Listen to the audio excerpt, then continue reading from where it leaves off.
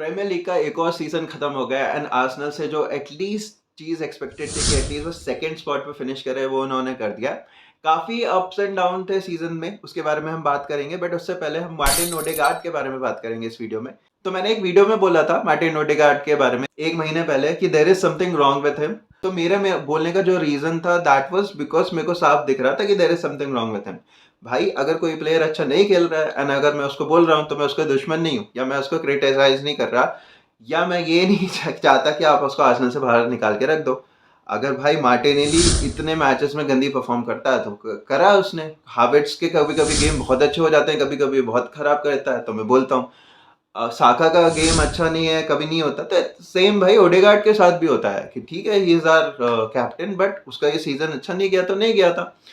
And मैंने क्या बोला था कि उसने जो अपने लिए स्टैंडर्ड्स क्रिएट किए हैं उस स्टैंडर्ड के हिसाब से उनका सीजन इतना अच्छा नहीं गया, तो यही मैंने बोला था। But kudos to Martin Odegaard, पिछले लास्ट 3 और 4 मैचेस से, स्पेशली जब से आर्सेनल बाहर हुआ है चैंपियंस लीग के, there is something which has changed.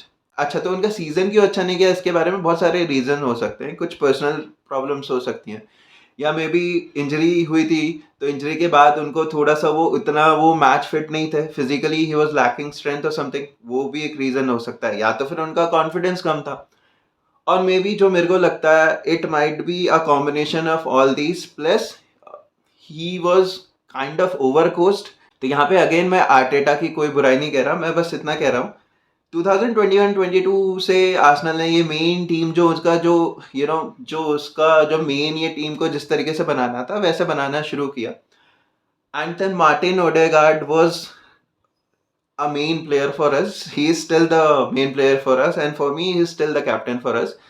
It's just like तब वो एक यंग टीम थी, ठीक है, एंड धीरे धीरे धीरे उसने टीम में थोड़े एक्सपीरियंस प्लेयर्स ऐड करने लगे, एंड जो उनकी फिलॉसफी थी जिस हिसाब से आर्टेटा खेलना चाहते थे उन्होंने धीरे धीरे खेलना स्टार्ट किया।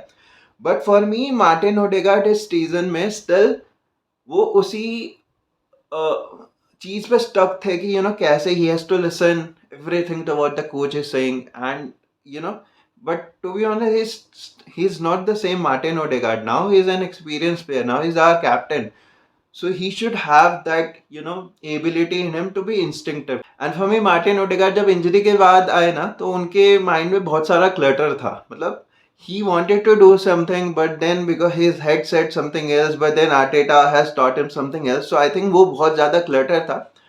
एंड ये हो जाता है कभी कभी, ये लाइफ में भी हो जाता है।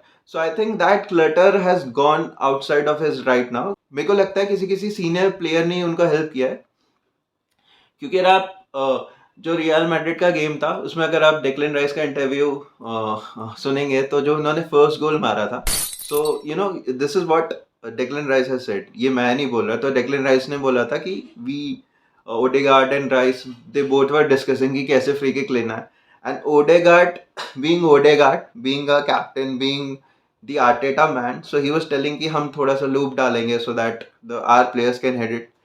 But Bukayo Saka came to Declan Rice and said, if you feel you can hit it, so you go for it.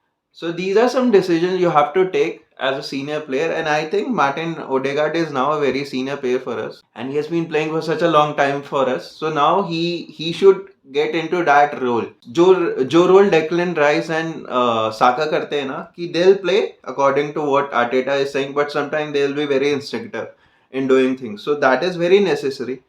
आप सेफ फुटबॉल खेल के कोई ट्रॉफी नहीं जीत सकते। 3-4 साल हो गया, आपने देख लिया, you will come very close, but आप किसी भी एक टीम को देख लो जो भी सक्सेसफुल है, वो कम से कम एक ऐसा प्लेयर तो होता है जो वेरी इंस्टिंक्टिव होता है। आप हमेशा वो रोबोटिक फुटबॉल खेल के नहीं कर सकते यार।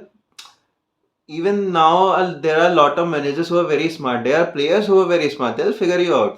Sometimes you have to take decision by yourself on the field. आप इतना coaching पे, especially at that age, आप you can't play like that. And I'm pretty sure कि Martin Odegaard has learned that. मतलब धीरे धीरे उनका माइंड का क्लटर चले गया and now he can understand.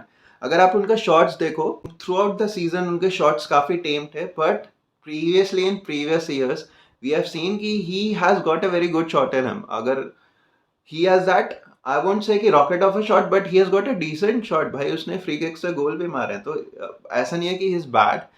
It's just I think he has too much clutter in his brain. उसकी वजह से most of the times he wouldn't know कि whether to take a shot and whether to pass, and so उसकी वजह से वो shot में भी वो पावर नहीं आ रही थी, बट अभी वो शॉट में वो पावर आने लगा है, वो प्रिसीजन आने लगा है, तो मेरे को लग रहा है कि he is getting back to his best. I am so happy for him. And आज के बाद या नेक्स्ट सीजन भी कोई प्लेयर गंदा परफॉर्म करेगा या किसी मैच में अच्छा नहीं खेलता, आई कॉल फॉर इट, मैं बोलूंगा. इसका मतलब ये नहीं है कि भाई मैं उससे हेट करता हूँ और I want him out of the team, but यार मतलब आपको अंधभक्त नहीं होना, because I'm an Arsenal supporter and I have to say things which are best for my club, not for any particular player.